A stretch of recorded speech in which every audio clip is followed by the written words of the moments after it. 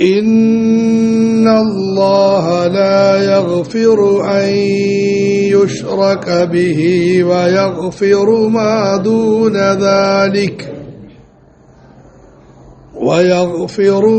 دون ذلك لمن يشاء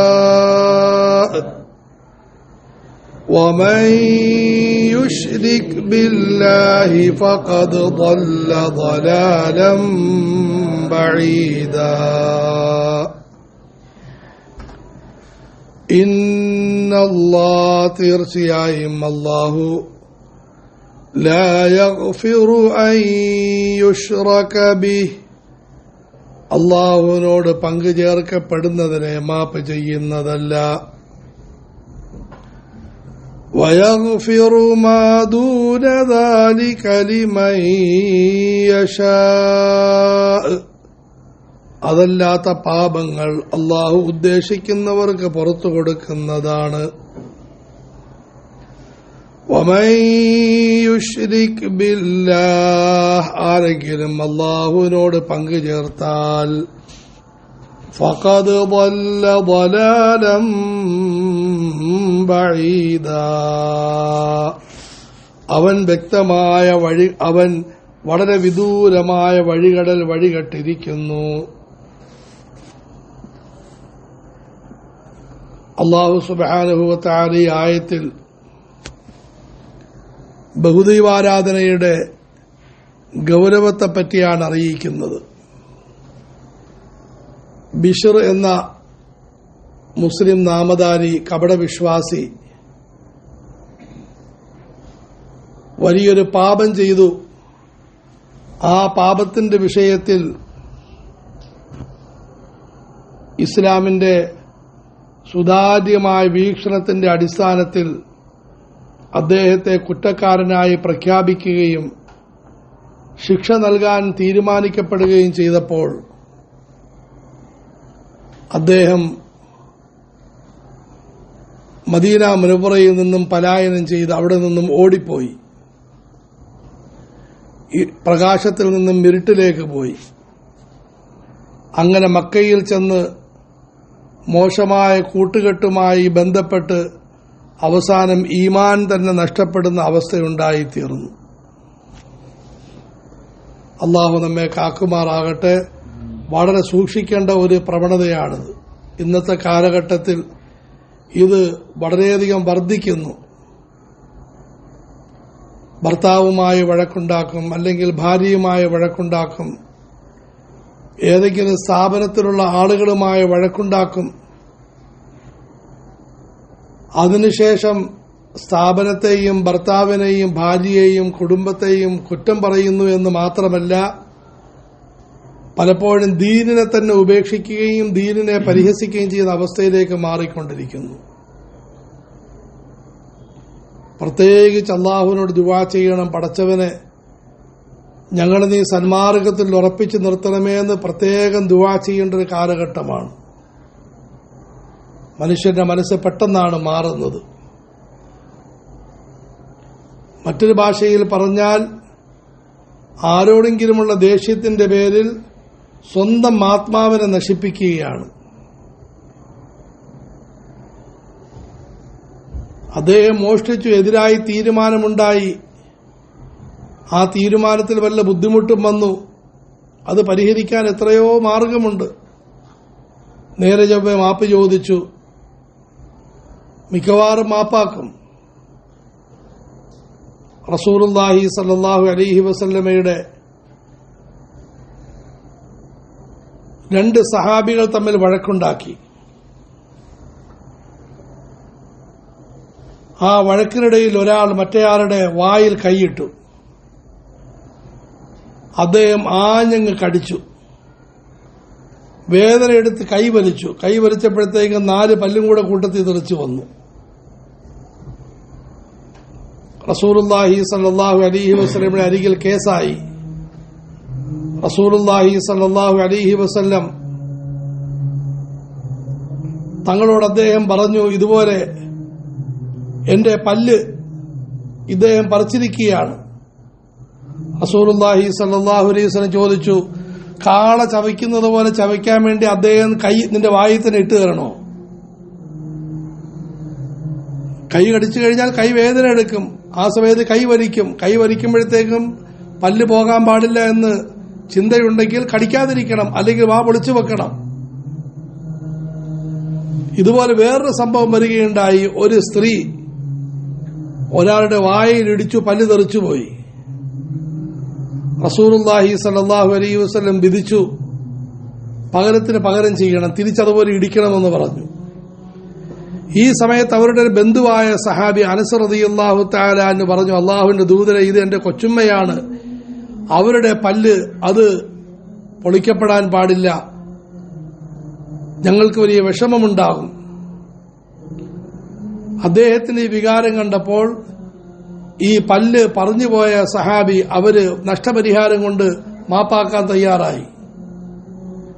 അതുകൊണ്ട് എന്തെങ്കിലും വിഷയങ്ങൾ ഉണ്ടായിക്കഴിഞ്ഞാൽ പരിഹാരത്തിന് മാർഗമുണ്ട്. പക്ഷെ അതിന്റെ പേരിൽ അപകടകരമായ അവസ്ഥകളിലേക്ക് പോകുന്നത്, ആരോടെങ്കിലുമുള്ള ദേഷ്യത്തിന്റെ പേരിൽ അപകടകരമായ മേഖലകളിലേക്ക് പോകുന്നത് കടുത്ത പാപമാണ്, വലിയ കുറ്റമാണ്, സ്വന്തം അപകടത്തിൽപ്പെടലാണ്. അതുകൊണ്ട് അല്ലാഹു സുബ്ഹാനഹു വ തആല ഈ ആയത്തിൽ അദ്ദേഹം പോയി വീണ കുഴിയെപ്പറ്റി പറയുന്നു. അദ്ദേഹം പോയി വീണത് തൗഹീദിന്റെ ഉന്നതങ്ങളിൽ നിന്നും ശിർക്കിന്റെ കുഴിയിലേക്കാണ്, തൗഹീദിന്റെ സുഗന്ധത്തിൽ നിന്നും ശിർക്കിന്റെ നാറ്റത്തിലേക്കാണ്. ഇന്നല്ലാഹ ലാ യഗ്ഫിറു അൻ യുശ്റക ബിഹി, അല്ലാഹു ഒരിക്കലും ശിർക്കിനെ പൊറുക്കുന്നതല്ല. ശിർക്ക് മാപ്പില്ലാത്ത പാപമാണ്. അല്ലാഹുവിന്റെ അസ്തിത്വത്തിൽ, അവന്റെ തിരുഗുണങ്ങളിൽ, അവന്റെ അവകാശങ്ങളിൽ, മഹത്വങ്ങളിൽ, അതുപോലെ പടച്ചവനോടുള്ള അനുസരണയിൽ, ആരാധനയിൽ ആരെയെങ്കിലും പങ്കുചേർക്കുന്നത് മഹാപാപമാണ്. അള്ളാഹുവിന്റെ അസ്തിത്വം, അള്ളാഹുവിനെ പോലെ ആരെങ്കിലും ഉണ്ട്? അള്ളാഹുവിന്റെ തിരുഗുണം, അള്ളാഹു എല്ലാം കാണുന്നത് പോലെ, കേൾക്കുന്നത് പോലെ വേറെ ആരെങ്കിലും കാണുന്നുണ്ട്, കേൾക്കുന്നുണ്ട്? അള്ളാഹുവിന്റെ അവകാശം, സുജൂദ് അള്ളാഹു അല്ലാത്ത ആളുകൾക്ക് ചെയ്യാം. അതുപോലെ അള്ളാഹുവിന്റെ മഹത്വം, അള്ളാഹുവിനെ മഹത്വപ്പെടുത്തുന്നത് പോലെ ആരെങ്കിലും മഹത്വപ്പെടുത്തുന്നു. ഇങ്ങനെയുള്ള കുഴപ്പങ്ങൾ, അതുപോലെ പടച്ചവനെ അനുസരിക്കുന്നതിന് പകരം വേറെ ആരെങ്കിലും അനുസരിക്കുന്നു, പടച്ചവനെ ആരാധിക്കുന്നതിന് പകരം വേറെ ഏതെങ്കിലും ശക്തിയോയോ വ്യക്തിയെ ആരാധിക്കുന്നു. ഇത് കടുത്ത പാപമാണ്, മാപ്പില്ലാത്ത പാപമാണ്. ഇന്നല്ലാഹ ലാ യഗ്ഫിറു അൻ യുശ്റക ബിഹി വയഗ്ഫിറു മാ ദൂന ദാലിക ലിമൻ യശാ. ഇതല്ലാത്ത പാപങ്ങൾ അള്ളാഹു ഉദ്ദേശിക്കുന്നവർക്ക് മാപ്പ് കൊടുക്കുന്നതാണ് എന്ന് പറഞ്ഞുകൊണ്ട് മറ്റ് പാപങ്ങൾ ചെയ്യാവുന്നല്ല. പക്ഷേ മറ്റ് പാപങ്ങൾ ചെയ്താൽ അള്ളാഹു തആല മാപ്പാക്കാൻ സാധ്യതയുണ്ട്. ഇതിൽ വേറൊരു സൂചനയും കൂടിയുണ്ട്. ശിർക്ക് പോലുള്ള പാപങ്ങൾ ആരെങ്കിലും പെട്ടാൽ അതിൽ നിന്ന് രക്ഷപ്പെടാൻ ഭയങ്കര ബുദ്ധിമുട്ടാണ്. അതേസമയത്ത് മറ്റ് പാപങ്ങൾ അതിൽ നിന്ന് മാറാൻ കുറച്ച് എളുപ്പമാണ്. വയഗ്ഫിറു മാ ദൂന ദാലിക ലിമൻ യശാ വമൻ യുശ്രിക് ബില്ലാഹി ഫഖദ് ضل ضلالا ബഈദ. ആരെങ്കിലും അള്ളാഹുവിനോട് ആരെങ്കിലും പങ്കു ചേർത്താൽ അവൻ വളരെ വിദൂരമായ വഴികെട്ടിരിക്കുന്നു. പിന്നെ ഇങ്ങോട്ട് വരാൻ ബുദ്ധിമുട്ടാണ്. ഒരാള് തെറ്റായ ദിശയിലേക്ക് പ്രവേശിച്ച് ദൂരെ പോയി അദ്ദേഹം മടങ്ങി വരാൻ ബുദ്ധിമുട്ടാണ്. വമൻ യുശ്രിക് ബില്ലാഹി ഫഖദ് ضل ضلالا ബഈദ. ആരെങ്കിലും സത്യവിശ്വാസികളുടെ കൂട്ടത്തിൽ കൂടിക്കഴിഞ്ഞു, അതിനോടൊപ്പം അവരിൽ നിന്ന് തെറ്റ് വല്ലതുമുണ്ടായി, ഇടയ്ക്കിടയ്ക്ക് ഉപദേശമുണ്ടായി പരിവർത്തനമുണ്ടാകും, ഇന്നല്ലെങ്കിൽ നാളെ മടങ്ങി വരാൻ സാധ്യതയുണ്ട്. എത്രയോ ആളുകൾ വലിയ പാപങ്ങൾ ചെയ്തവരാണ്, പക്ഷെ അവർ ഉപദേശം കേട്ടു, അവരുടെ ജീവിതത്തിൽ പരിവർത്തനമുണ്ടായി, നിസ്കാരമില്ലായിരുന്നു, പക്ഷെ ഉപദേശം കേട്ടു, മാറ്റമുണ്ടായി, ദുസ്വഭാവമായിരുന്നു, എന്തെങ്കിലും ഒരു അടി കിട്ടി, അവരുടെ മനസ്സിന് പരിവർത്തനമുണ്ടാകും. പക്ഷേ ശിർക്ക് എന്ന് പറയുന്നത് ഇത് കഠിനമായ പാപമാണ്. അതിലകപ്പെട്ട് കഴിഞ്ഞാൽ ഊരി വരാൻ ഭയങ്കര ബുദ്ധിമുട്ടാണ്. പ്രത്യേകിച്ചും ഇന്ത്യ രാജ്യത്ത് ഇന്നത്തെ ഏറ്റവും വലിയ പ്രശ്നം ശിർക്കിന്റെ വെല്ലുവിളിയാണ്. തികഞ്ഞ ജാഗ്രത വേണം, വലിയ സൂക്ഷ്മത വേണം. അമുസ്ലിമീങ്ങളുമായി നല്ല ബന്ധം, ഒരു കുഴപ്പവുമില്ല എന്നല്ല, നിർബന്ധമാണ്. അവരുടെ സുഖങ്ങളിൽ ദുഃഖങ്ങളിൽ പങ്കാളികളായി സുഖസന്ദർഭങ്ങളിൽ അവർക്ക് ആശംസ അർപ്പിക്കണം. അവർ പരീക്ഷയിൽ ജയിച്ചു, ആശംസ അർപ്പിക്കും. അവരുടെ വീട്ടിൽ മരണം നടന്നു, അനുശോചനം രേഖപ്പെടുത്തി യാതൊരു കുഴപ്പമില്ലെന്നല്ല ഇന്നത്തെ പ്രധാനപ്പെട്ട കർത്തവ്യമാണ്. അവരുമായി നല്ല നിലയിൽ കഴിയണം. വെറുതെ ഇസ്ലാമിന്റെ പേരും പറഞ്ഞ് അവരുമായി വഴക്കുണ്ടാക്കാൻ ചുമ്മാതെ ഒരസാൻ വേണ്ടി നടക്കരുത്. അവർ വെറുതെ ബുദ്ധിമുട്ടിക്കരുത്. പള്ളിയുടെ മെയ്ക്ക് അവരുടെ മുതുകത്തോട് തിരിച്ചു വെച്ച് രാവും പകലും കത്തുകയും കാറുകയും ചെയ്തുകൊണ്ടിരിക്കരുത്. വെറുതെ മനുഷ്യരോട് ശല്യപ്പെടുത്തരുത്. അയൽവാസികളുമായി നല്ല ബന്ധം വേണം, പക്ഷേ ശിർക്കിനെ വളരെ സൂക്ഷിക്കണം. അതിൽ വലിയ ജാഗ്രത വേണം, ശ്രദ്ധ വേണം.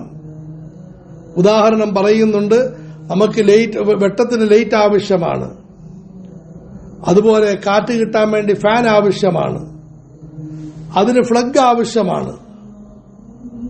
പക്ഷെ അതിന്റെ പേര് പറഞ്ഞ് ആരെങ്കിലും ഫ്ലഗിൽ എപ്പോഴും തടയിക്കൊണ്ടിരിക്കുകയാണ്. അല്ലെങ്കിൽ ലൈറ്റ് ഊരിയിട്ട് ലൈറ്റിനെ ഇവിടെ കൈ കൊണ്ടിങ്ങനെ ചെക്ക് ചെയ്ത് നോക്കി, മിക്കവാറും തൂങ്ങിക്കിടക്കും, അപകടമാകും, എടുത്തടിക്കും. അതുകൊണ്ട് ശിർക്കിന് വളരെ സൂക്ഷ്മത വേണം. അതിനെന്ത് ചെയ്യണം? നമ്മൾ തൗഹീദിനെ പറ്റി മനസ്സിലാക്കണം, ശിർക്കിനെ തിരിച്ചറിയണം. എന്നല്ല, പടച്ചവന്റെ അനുഗ്രഹം കൊണ്ട് തൗഹീദിൽ നല്ല ഉറപ്പുണ്ടായി കഴിഞ്ഞാൽ മറ്റുള്ളവരും അവരും തൗഹീദ് അംഗീകരിക്കാൻ തയ്യാറാകും. ഒരു ജാതി, ഒരു മതം, ഒരു ദൈവം, മനുഷ്യന് എന്ന് ശ്രീനാരായണ ഗുരു പറയാനുള്ള പ്രധാനപ്പെട്ട കാരണം മുസ്ലിം പണ്ഡിതന്മാരുമായിട്ടുള്ള ബന്ധമാണ്. ഇന്ന് അമുസ്ലിം സഹോദരങ്ങൾ പറയാൻ നിർബന്ധിതരായി ദൈവം ഒന്നാണ്. മഹാന്മാരായ മുൻഗാമികൾ തൗഹീദിൽ കാണിച്ച ഉറപ്പ് അത് കാരണമായി അത് മറ്റുള്ളവരിലും വലിയ പ്രതിഫലനമുണ്ടാക്കി. അതുകൊണ്ട് തൗഹീദിനെ പറ്റി മനസ്സിലാക്കണം. അതിൽ തികഞ്ഞ ഉറപ്പ് വേണം, വലിയ സൂക്ഷ്മത വേണം, ശ്രദ്ധ വേണം. ഇന്നല്ലാഹ ലാ യഗ്ഫിറു അൻ യുശ്റക ബിഹി വയഗ്ഫിറു മാ ദൂന ദാലിക ലിമൻ യശാഅ ومن يشرك بالله فقد ضل ضلالا بعيدا. اللهم إني أسألك علم التوحيد وعمل الإخلاص وحسن الخاتمة. رسول الله صلى الله عليه وسلم ദുആ ചെയ്യുമായിരുന്നു, അല്ലാഹുവേ തൗഹീദിനെ പറ്റിയുള്ള അറിവ് എനിക്ക് നൽകണമേ, ആത്മാർത്ഥതയോടെ ഓരോ നന്മകളും ചെയ്യാൻ ഭാഗ്യം തരണമേ, വഹുസ്നുൽ ഖാത്തിമ നല്ല അന്ത്യം നൽകണമേ. അല്ലാഹു നമുക്ക് നൽകി അനുഗ്രഹിക്കുമാറാകട്ടെ.